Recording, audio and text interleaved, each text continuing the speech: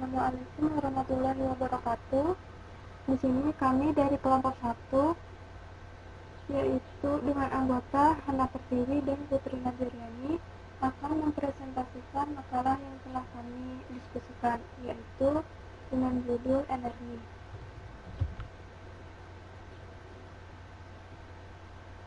Setiap makhluk hidup membutuhkan energi dalam kehidupannya. Energi dibutuhkan terutama sebagai tenaga dalam melakukan kegiatan.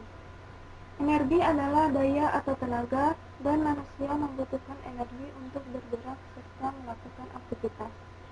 Dalam fisika, energi adalah sebuah kuantitas yang secara tidak langsung dapat diamati. Energi mempunyai keuntungan bagi manusia di dunia ini, tetapi energi juga dapat menimbulkan dampak yang buruk bagi lingkungan.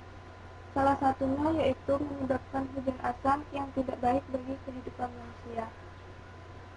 Energi di dunia ini ada dua jenis, yaitu energi yang dapat diperbaharui, seperti energi angin, energi matahari, energi air, dan lain-lain, serta energi yang tidak dapat diperbaharui, seperti minyak bumi dan batu bara.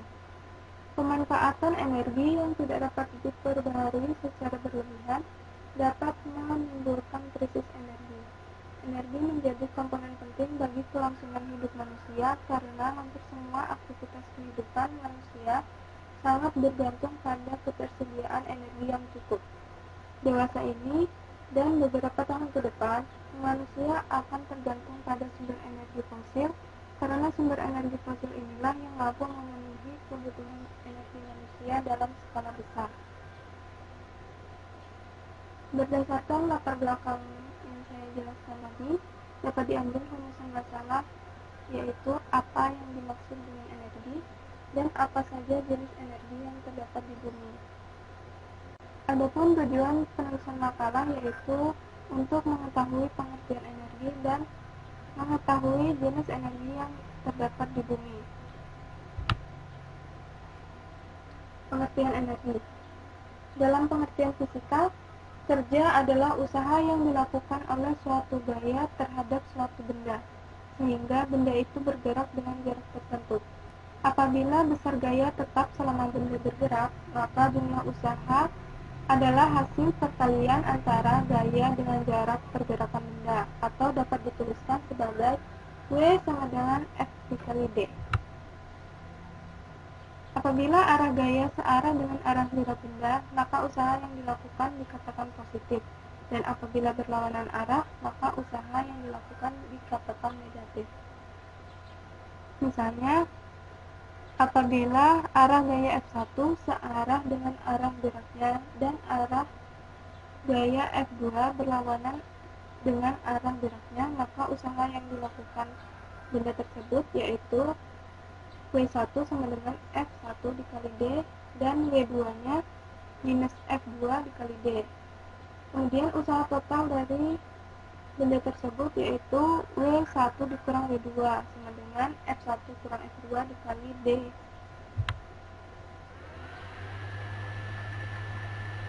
Gerak mobil yang lebih cepat akan memberikan usaha yang lebih besar daripada mobil yang bergerak dengan kecepatan pelan, yang secara matematis dapat dituliskan sebagai K sama dengan setengah mv kuadrat, di mana K itu merupakan energi kinetik dengan satuan joule, M merupakan massa benda, dan V merupakan kecepatan benda. Satuan energi sama dengan satuan usaha, yaitu joule. Pada saat benda dengan massa M bergerak dengan kecepatan V1 pada titik A dan energi kinetik sebesar K1 sama dengan setengah mv1 kuadrat, kemudian pada titik D kecepatan benda itu menjadi V2 dengan energi kinetik sebesar K2 sama dengan setengah mv kuadrat. Ternyata energi kinetik berubah menjadi K sama dengan K1 dikurang K2 atau K sama dengan setengah M dikali V1 kuadrat kurang V2 kuadrat. Daya itu sama dengan berat air, yaitu W sama dengan mg. Usaha yang timbul adalah perkalian antara berat benda dengan jarak air yang jatuh, yang disebut energi potensial. Jumlah energi pada dasar dam adalah energi kinetik pada permukaan dam ditambah energi potensial.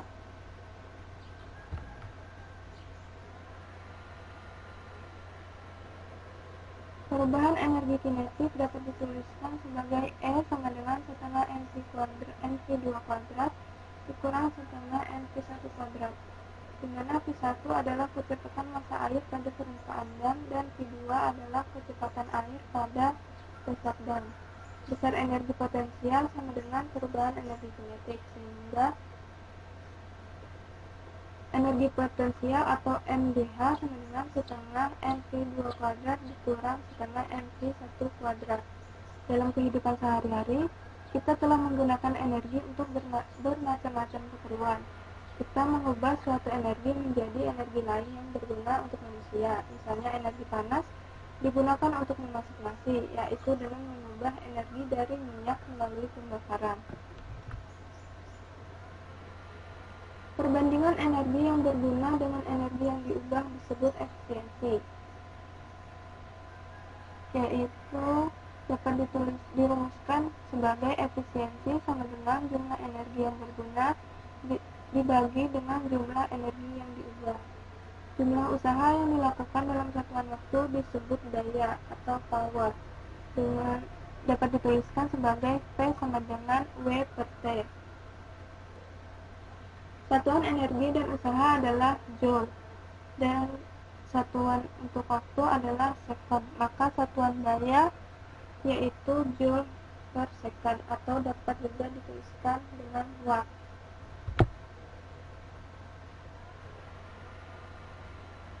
Adapun sumber energi yang terdapat di bumi, salah satunya yaitu ada bahan bakar fosil. Benda di sekitar kita terdiri dari 3 macam bentuk, yaitu padat, cair, dan gas. Perubahan antara ketiga macam bentuk benda itu sering terjadi di alam ini. Fotosintesis adalah suatu proses di mana gas karbon dioksida, air, dan energi matahari bereaksi menimbulkan karbohidrat padat dan gas oksigen. Gula dan tepung kanji merupakan sebagian dari contoh karbohidrat. Seperti air, karbohidrat merupakan sumber energi yang berasal dari matahari. Hubungan proses pada fotosintesis adalah sebagai berikut. Karbon dioksida ditambah air ditambah energi menghasilkan karbohidrat plus oksigen. Apabila persamaan ini dibalik, yaitu dengan menyatukan karbohidrat dengan oksigen, maka energi yang tersimpan akan dibebaskan dan terbentuk karbon dioksida dan air. Adapun macam-macam bahan fosil yang terdapat di bumi, misalnya minyak bumi, gas alam, dan batu bara.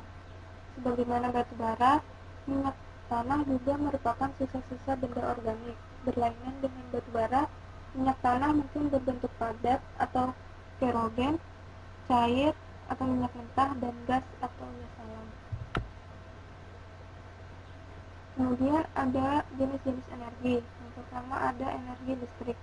Jumlah energi yang berubah dalam satu satuan waktu sebagai akibat dari pergerakan elektron yang bermuatan listrik disebut daya, atau P sama dengan W per T. Sebagaimana energi mekanik, energi listrik dinyatakan dalam joule dan waktu dalam sekon, sehingga daya listrik dinyatakan dalam joule per second atau watt.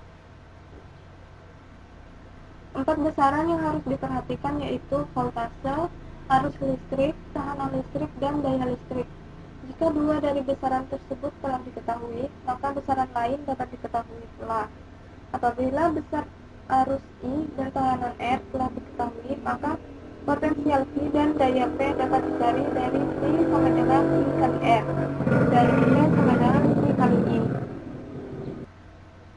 atau P sama dengan I kali R. Misalkan sebuah gosokan listrik dengan daya 600 watt dihubungkan pada tegangan listrik sebesar 120 volt selama 30 menit, maka akan terdapat arus listrik di dalam gosokan sebesar I sama dengan P per Q sama dengan 600 watt per 120 volt, yaitu Arus listrik yang terdapat dalam gosokan adalah 5 ampere. Tahanan dari gosokan adalah R sama dengan T per I. Diperoleh tahanan dari gosokan itu 24 ohm. Prinsip termodinamika. Gas yang berkembang mendorong piston dari suatu silinder. Gas melakukan usaha sebesar W sama dengan F kali D, di mana F adalah gaya dorong gas dan D adalah jarak pergerakan piston.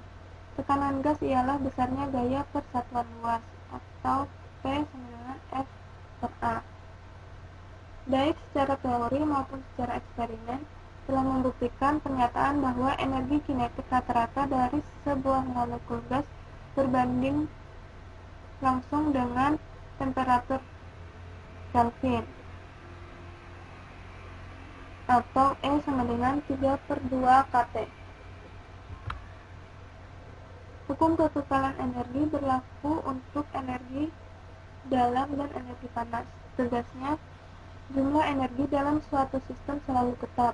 Energi dapat saja berubah menjadi bentuk energi yang lain, namun jumlahnya selalu tetap. Hukum kekekalan energi ini disebut hukum pertama termodinamika. Sebagaimana telah dikemukakan bahwa tugas turbin uap adalah untuk mengubah energi panas menjadi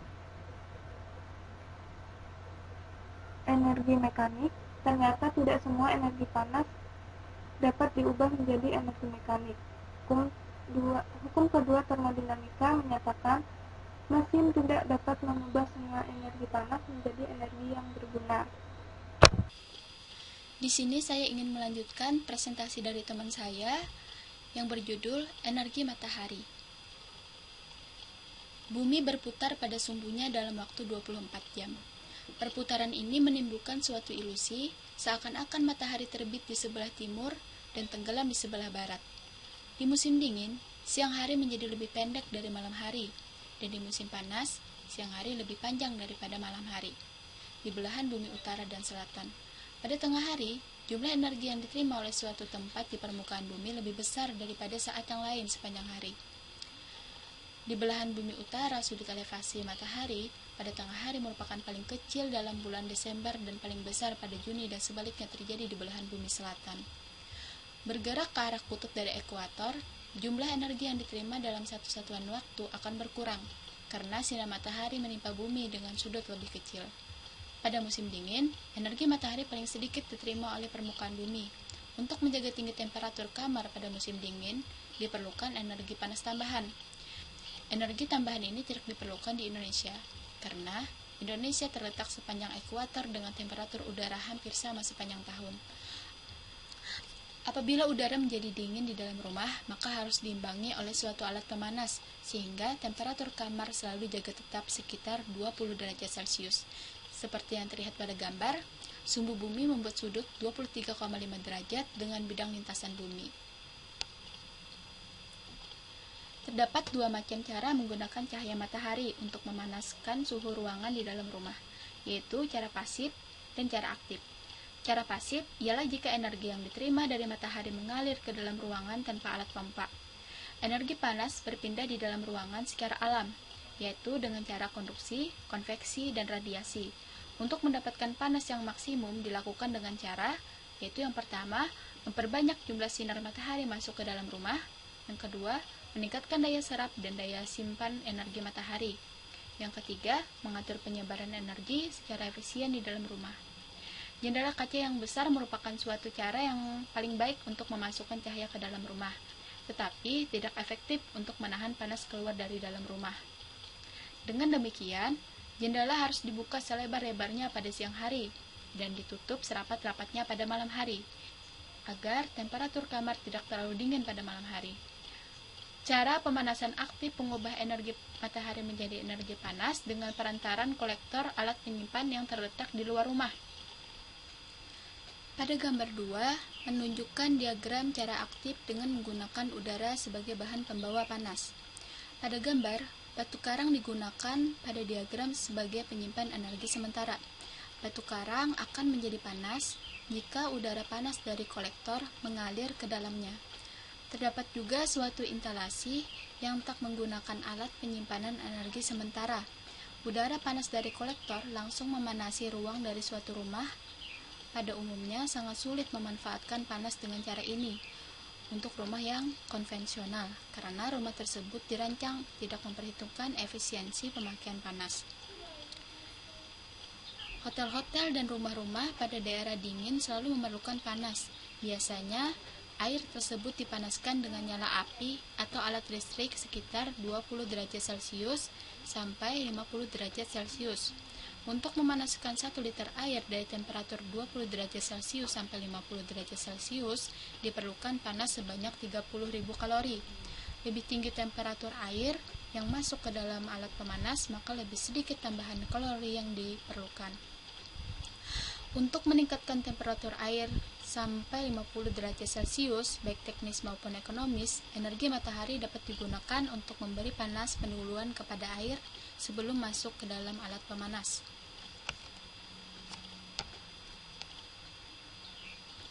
Suatu sel matahari mengubah energi elektromagnetik matahari secara langsung kepada energi listrik.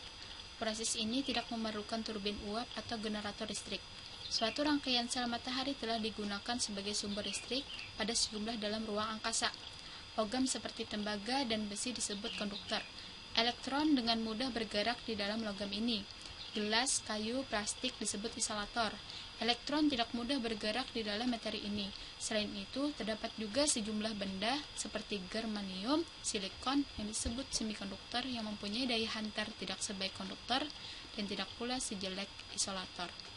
Sejumlah penemuan alat-alat elektronik modern seperti komputer, kalkulator menggunakan semikonduktor sebagai bahan sumber tenaga listrik. Apabila sinar matahari diabsorpsi oleh permukaan sel, maka elektron akan ditarik oleh medan listrik ke dalam daerah N dan hole ke daerah P. Dengan demikian terjadilah perbedaan potensial di dalam sel. Sebagai akibat perpindahan muatan positif dan muatan negatif di dalam sel, jika semikonduktor tipe N dihubungkan dengan tipe P oleh suatu kaut penghantar, maka terjadilah arus listrik. Selama sel tersebut menerima energi matahari, maka ia bersifat sebagai baterai yang menimbulkan perbedaan potensial kira-kira 0,4 sampai 0,6 volt.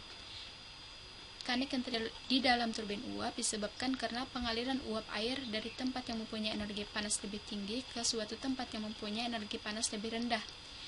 Dari sini, kita telah mengetahui bahwa air mempunyai energi potensial lebih besar pada permukaan dam daripada di dasar dam. Sebagian besar tenaga air tersebut digunakan untuk menggerakkan turbin air. Kalau satuan berat dalam Newton, satuan panjang dalam meter, maka satuan tenaga dalam watt. Energi panas bumi. Energi panas yang terdapat di dalam bumi disebut energi panas bumi.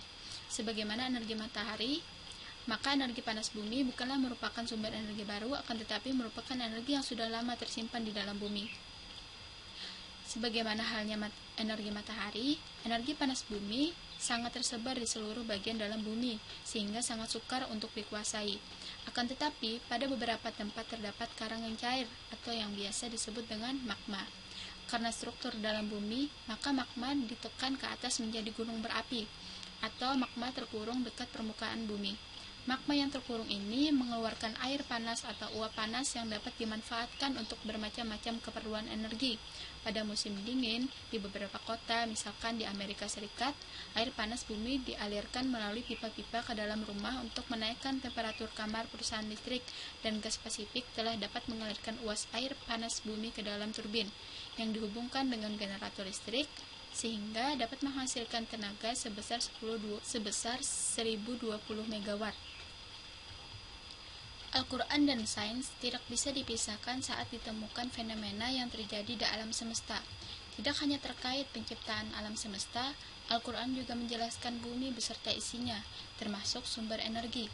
Adapun beberapa ayat Al-Quran yang membahas mengenai sumber energi, yaitu pada Quran Surah Yasin ayat 80, yang artinya Allah Subhanahu wa Ta'ala berfirman, yaitu Tuhan yang menjadikan untukmu api dari kayu yang hijau, maka tiba-tiba kamu nyalakan api dari kayu itu. Pada Quran Surah Al-Waqiah ayat 71-73 yang artinya, maka pernahkah kamu memperhatikan tentang api yang kamu nyalakan dengan kayu? Kamukah yang menumbuhkan kayu itu? ataukah kami yang menumbuhkan? Kami menjadikan api itu untuk peringatan dan bahan yang berguna bagi musafir.